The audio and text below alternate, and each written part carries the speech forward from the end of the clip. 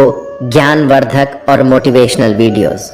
आप सुन रहे हैं श्रीमद् भगवद गीता की एक शानदार सीरीज जिसका नाम है भगवद गीता की सीख। और आज हम जानेंगे कि श्रीमद् भगवद गीता के 6ठे अध्याय से क्या सीखा जा सकता है। इस वीडियो में बात करेंगे 6ठे अध्याय की बहुत ही सरल भाषा और आसान से शब्दों में। श्रीमद् भगवद गीता के 5वें अध्याय में हमने जाना कि भगवत प्राप्ति के लिए सर्वोत्तम मार्ग कौन सा है, अपने लक्ष्य को कैसे प्राप्त किया जाता है और किस तरह से हमारा शरीर हमको आलस में बांधने की कोशिश करता है। भगवत गीता के 6ठे अध्याय में हम जानेंगे कि एक योगी क्या होता है और योगी कैसे बनते हैं। अर्थात आज के युग के अनुसार बात करें तो योगी का मतलब वह इंसान है जो अपने जीवन में कुछ बड़ा करना चाहता है। इसके साथ साथ हम यह भी जानेंगे कि क्या होगा अगर आपने इस जीवन में बहुत मेहनत की लेकिन फिर भी आपकी मृत्यु होने से पहले आपका सपना पूरा नहीं हो पाए। तो चलिए विस्तार से जानते हैं श्रीमद् भगवद गीता के 6ठे अध्याय से मिलने वाली सीख और शिक्षाओं के बारे में। इस अध्याय में भगवान श्री कृष्ण कर्म योग और कर्म संन्यास योग के तुलनात्मक मूल्यांकन को 5वें अध्याय से इस 6ठे अध्याय में भी जारी रखते हैं और साथ में बताते हैं कि एक जो साधक होता है, जो अभ्यास करता है, उसकी सही परिभाषा क्या है, उसका सही तरीका क्या है। इस अध्याय में भगवान बताते हैं कि जब हम समर्पण और भक्ति के साथ कार्य करते हैं तब इससे हमारा मन शुद्ध हो जाता है और हमारी आध्यात्मिक अनुभूति गहन हो जाती है। फिर जब मन शांत हो जाता है तब साधना व्यक्ति के उत्थान का मुख्य साधन बन जाती है। ध्यान द्वारा योगी मन को वश में करने का प्रयास करते हैं क्योंकि अप्रशिक्षित मन हमारा बुरा शत्रु है और प्रशिक्षित मन हमारा प्रिय मित्र है। श्री कृष्ण अर्जुन को सावधान करते हैं कि सिर्फ कठोर तप में लीन रहने से कोई सफलता प्राप्त नहीं कर सकता और इसलिए मनुष्य को अपने खान पान, कार्यकलापों, आमोद प्रमोद और निद्रा को संतुलित रखना चाहिए। आगे फिर वे मन को भगवान में एकीकृत करने के लिए साधना का वर्णन करते हैं। जिस प्रकार से वायु रहित स्थान पर रखे दीपक की ज्वाला में झिलमिलाहट नहीं होती, ठीक उसी प्रकार साधक को अपना मन साधना में स्थिर रखना चाहिए।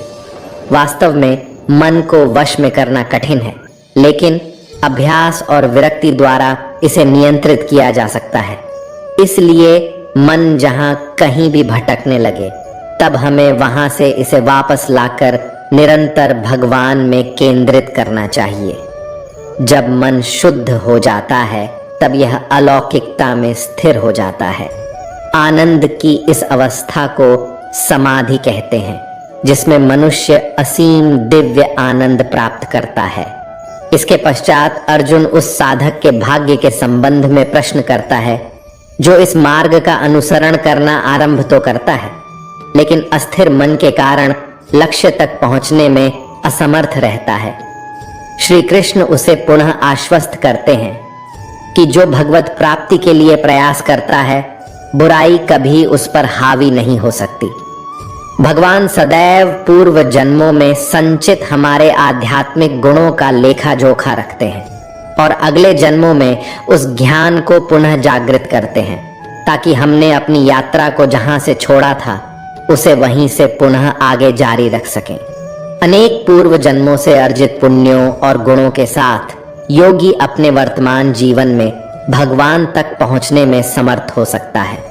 इस अध्याय का समापन इस उद्घोषणा के साथ होता है कि योगी भगवान के साथ एकीकृत होने का प्रयास करता है, इसलिए वह तपस्वी, ज्ञानी और कर्मकांडों का पालन करने वाले कर्मी से श्रेष्ठ होता है। सभी योगियों में से जो भक्ति में तल्लीन रहता है वह सर्वश्रेष्ठ होता है। इस अध्याय के प्रथम श्लोक में भगवान श्री कृष्ण अपने सखा, अपने मित्र धनुर्धर अर्जुन से कहते हैं कि वे मनुष्य जो कर्म फल की कामना से रहित होकर अपने नियत कर्मों का पालन करते हैं वे वास्तव में सन्यासी और योगी होते हैं, न कि वे जो अग्निहोत्र यज्ञ संपन्न नहीं करते, अर्थात अग्नि नहीं जलाते और शारीरिक कर्म नहीं करते। लोग कहते हैं कि हमने अग्नि को त्याग दिया, हम सन्यासी हो गए हैं। बहुत सारे लोग बहुत सारी तरह की बातें करते हैं। तो भगवान श्री कृष्ण यहाँ पर स्पष्ट करते हैं कि लोग ऐसा कहें कि मैं तो ज्ञानी हूं, मैं सब जानता हूं, मैं तो आत्मा हूं, और कर्म आरंभ ना करें या करने योग्य क्रिया ना करें, तो वो सन्यासी नहीं है। हे अर्जुन, मनुष्य को चाहिए कि अपने द्वारा ही अपना उद्धार करें, अपनी आत्मा को अधोगति में ना पहुंचाए।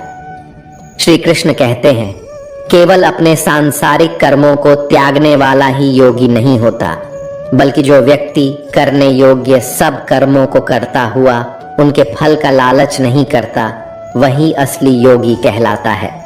जो व्यक्ति अपने मन को जीत लेता है तो उसके लिए इस संसार में और कुछ भी जीतना जरूरी नहीं होता, और जिसका मन इधर उधर भटकता रहता है उसके लिए इस संसार में कुछ भी पाना आसान नहीं होता। क्योंकि जब हमारा मन हमारा गुलाम होता है तो वह हमारा मित्र होता है, और अगर हम उसके गुलाम बन जाते हैं तो वह हमारा सबसे बड़ा शत्रु बन जाता है। श्री कृष्ण कहते हैं कि वे योगी जिन्होंने मन पर विजय पा ली है, वे सर्दी गर्मी, सुख दुख और मान अपमान के द्वंद्वों से ऊपर उठ जाते हैं। ऐसे योगी शांत रहते हैं और भगवान की भक्ति के प्रति उनकी श्रद्धा अटल होती है। वे योगी जो ज्ञान और विवेक से संतुष्ट होते हैं और जो इंद्रियों पर विजय पा लेते हैं, वे सभी परिस्थितियों में अविचलित रहते हैं। वे धूल, पत्थर और सोने को एक समान देखते हैं। योगी पुरुष शुभ चिंतकों, मित्रों, शत्रुओं, पुण्य आत्माओं और पापियों को निष्पक्ष होकर समान भाव से देखते हैं। इस प्रकार जो योगी मित्र, सहयोगी, शत्रु को समदृष्टि से देखते हैं और शत्रुओं एवं सगे संबंधियों के प्रति तटस्थ रहते हैं तथा पुण्य आत्माओं और पापियों के बीच निष्पक्ष रहते हैं, वे मनुष्यों के मध्य विशिष्ट माने जाते हैं। अर्थात जो व्यक्ति संसार के किसी भी विचार, वासना या वस्तु से मोहित नहीं होता और जो मित्र, दुश्मन, महात्मा, पापी जीव जंतु आदि के प्रति समान दया भाव रखता है, वही योगी की असली निशानी होती है। हे अर्जुन, जब इस तरह का योगी भाव आने लगे तो बिना किसी आशा के, बिना किसी भय के अपने मन को मित्र बनाकर मेरा ध्यान करना चाहिए। आगे श्री कृष्ण कहते हैं कि हे अर्जुन, जो लोग बहुत अधिक भोजन ग्रहण करते हैं या अल्प भोजन ग्रहण करते हैं, बहुत अधिक या कम नींद लेते हैं, वे योग में सफल नहीं हो सकते। लेकिन जो अपने आहार और आमोद प्रमोद को संयमित रखते हैं, कर्म को संतुलित रखते हैं और निद्रा पर नियंत्रण रखते हैं, वे योग का अभ्यास कर अपने दुखों को कम कर सकते हैं। अर्थात ऐसा योगी नींद और भोजन भी उतना ही करता है जितना आवश्यक हो। ऐसा योगी ठीक उसी तरह से अपने वचन पर स्थिर रहता है जैसे पूरी तरह रुकी हुई हवा में दीपक की लौ होती है। जब जब भी उसका मन भटके तब तब उसको उस इच्छा को वश में करके फिर से मन को केंद्रित करना चाहिए। और इस प्रकार जब योगी संपूर्ण ज्ञान की अवस्था में आ जाता है तो बड़े से बड़ा दुख भी उसको उसके स्थान से नीचे नहीं गिरा सकता। सच्चा योगी अपनी चेतना को भगवान के साथ एकीकृत कर समान दृष्टि से सभी जीवों में भगवान और भगवान को सभी जीवों में देखता है। वे जो मुझे सर्वत्र और प्रत्येक वस्तु में देखते हैं, मैं उनके लिए कभी अदृश्य नहीं होता और वे मेरे लिए अदृश्य नहीं होते। अर्जुन ने कहा, हे मधुसूदन, आपने जिस योग पद्धति का वर्णन किया है वह मेरे लिए अव्यावहारिक और अप्राप्य है, क्योंकि मन चंचल है। हे कृष्ण, क्योंकि मन अति चंचल, अशांत, हठी और बलवान है, इसीलिए मुझे वायु की अपेक्षा मन को वश में करना अत्यंत कठिन लगता है। भगवान श्री कृष्ण ने कहा, हे महाबाहु कुंती पुत्र, जो तुमने कहा वह सत्य है। मन को नियंत्रित करना वास्तव में कठिन है, लेकिन यह भी जान लो कि बार बार योगाभ्यास और आत्मविश्वास से असंभव को संभव बनाया जा सकता है। अर्जुन ने कहा, हे कृष्ण, योग में असफल उस योगी का भाग्य क्या होता है जो श्रद्धा के साथ इस पथ पर चलना प्रारंभ तो करता है, किंतु जो अस्थिर मन के कारण भरपूर प्रयत्न नहीं करता और इस जीवन में योग के लक्ष्य तक पहुंचने में असमर्थ रहता है। अर्थात अर्जुन पूछते हैं कि हे कृष्ण, अगर कोई योगी इस तरह से ध्यान केंद्रित करके योग करे, लेकिन अगर अंतिम समय में किसी कारणवश उसका मन भागने लगे, तो क्या उसकी पूरी मेहनत शून्य हो जाएगी? परमेश्वर श्री कृष्ण ने कहा, हे प्रथापुत्र, आध्यात्मिक पथ का अनुसरण करने वाले योगी का न तो इस लोक में और न ही परलोक में विनाश होता है।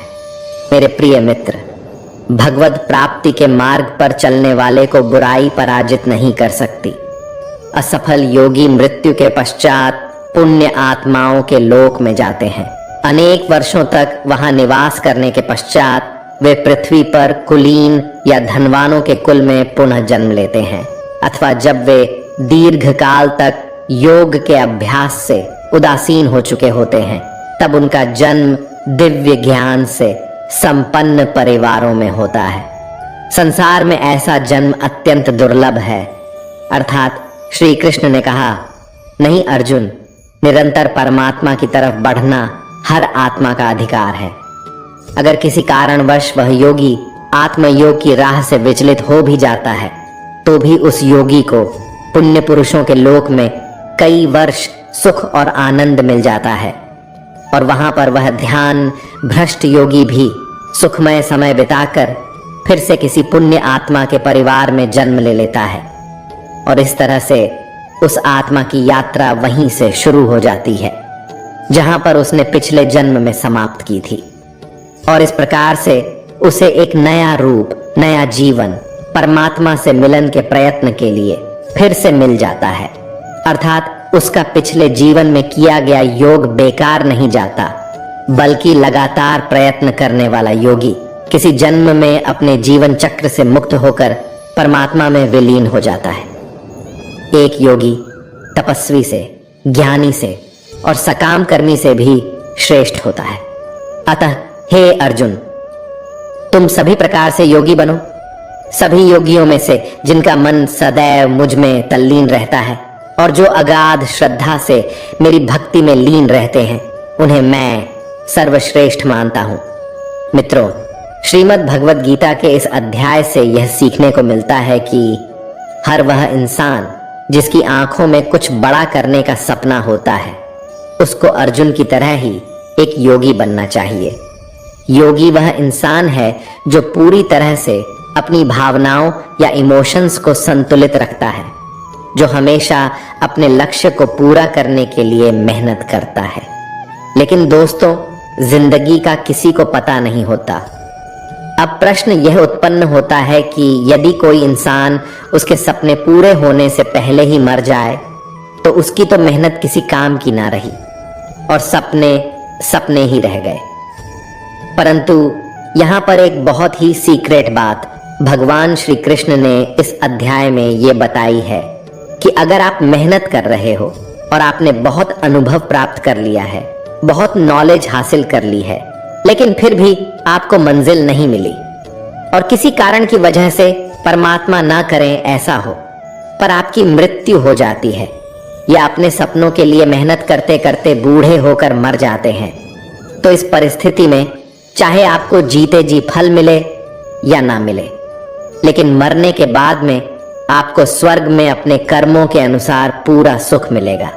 और जब आपके अच्छे कर्मों का बैलेंस खत्म हो जाएगा, तो आप फिर से धरती पर जन्म लेकर आओगे और अपने पिछले जन्म के पुण्य कर्मों के आधार पर आप ऐसे वातावरण या घर में जन्म लेंगे जिसमें आपको पिछले जन्म के ज्ञान वाला बौद्धिक स्तर स्वतः ही मिल जाएगा और आपको उसके आगे की मेहनत करने के लिए फिर से एक पूरी नई जिंदगी मिल जाएगी।